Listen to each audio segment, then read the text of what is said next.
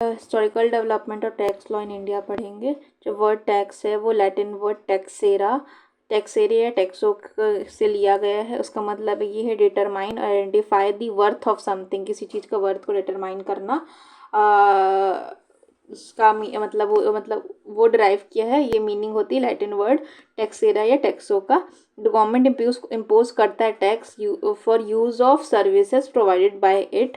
Tax है वो impose है, कलेक्ट किया जाता है स्टेट के द्वारा और यूज़ करा जाता है collectively for the welfare of the state के लिए। Economic strength of the nation depend करती है कि how good the tax system of that nation is. ठीक है, टैक्सेशन इन इंडिया का रूट्स हम लोग मनुस्मृति पीरियड या फिर अर्थशास्त्र पीरियड जो कि कौटिल्य ने दिया था, उस टाइम पे हम लोग उसकी रूट्स को देख सकते हैं। प्रेजेंट टैक्स सिस्टम जो है वो एंशियंट सिस्टम के ऊपर बेस्ड है, जहाँ पे theory of maximum social welfare के बारे में बात की गई थी।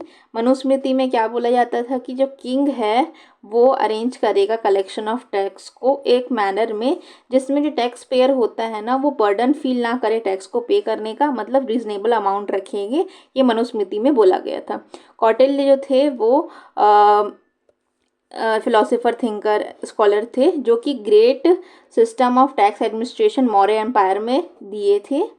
फिर अर्थशास्त्र मेंशन करता है, कौटिल्य जी का ही अर्थशास्त्र था, उसमें मेंशन किया जाता है कि प्रॉपर प्रपोर्शन होना चाहिए ईच टैक्स का और कोई आर्बिट्ररीनेस नहीं होना चाहिए, मींस अनरीजनेबलनेस नहीं होनी चाहिए। 1850 में जेम्स विल्सन जो हैं वो फर्स्ट मिनिस्टर बने प्री इंडिपेंडेंट एरा के, जो कि फॉर्मली इंट्रोड्यूस किए टैक्स इन इंडिया को।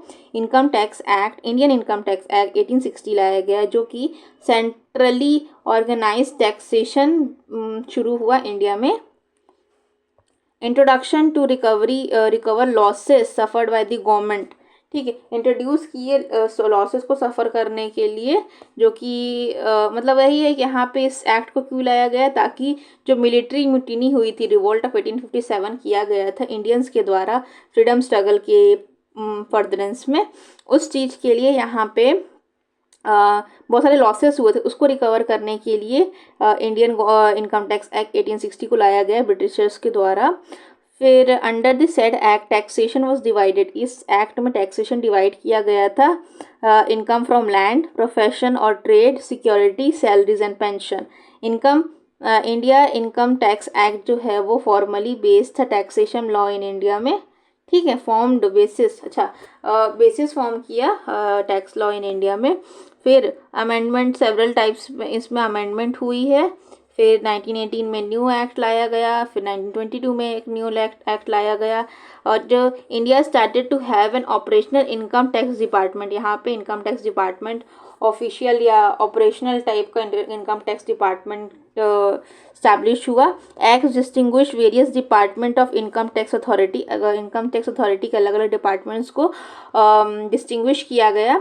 Then finally income tax act 1961 force में आया, जो कि ब्रिटिशर्स लाए थे, मीन्स ब्रिटिशर्स तो चले गए लेकिन वो आया एक्चुअली में था ये 1956 में आया था।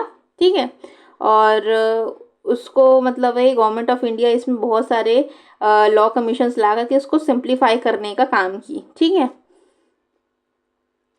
तो ये ब्रिटिशर्स के टाइम पे मतलब ये ब्रिटिश का मॉडल था, लेकिन अमेंडमेंट इंडियंस के द्वारा किया गया, गवर्नमेंट ऑफ इंडिया के द्वारा, तो सिंप्लीफाई करके 1961 का एक्ट को लाया गया।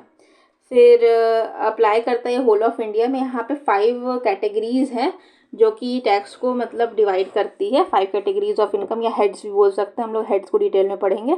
तो सैलरी हो गया, हाउस प्रॉपर्टी हो गया, कैपिटल गेन्स हो गया, प्रॉफिट फ्रॉम बिजनेस हो गया, फिर अदर सोर्सेस हो गए, ये सारी चीज़ें इसमें इंक्लूड की गई 1961 के एक्ट में। फिर taxation in India, tax system in India कैसा है, टैक्स जो है लेविड किया जाता है सेंट्रल गवर्नमेंट या स्टेट गवर्नमेंट के द्वारा, और माइनर टैक्सेस वगैरह रहते हैं लोकल अथॉरिटीज़ के द्वारा, जैसे म्यूनसिपैलिटी या लोकल गवर्नमेंट। और ये ज़रूरी होता है गवर्नमेंट को रन करने के लिए, मैनेज करने के लिए अफेयर्स ऑफ द स्टेट को मनी ज़रूरत पड़ती है। तो government impose taxes in many form, बहुत सारे फॉर्म्स में करती है, इनकम ऑफ द इंडिविजुअल के ऊपर, इनकम ऑफ द कंपनी के ऊपर।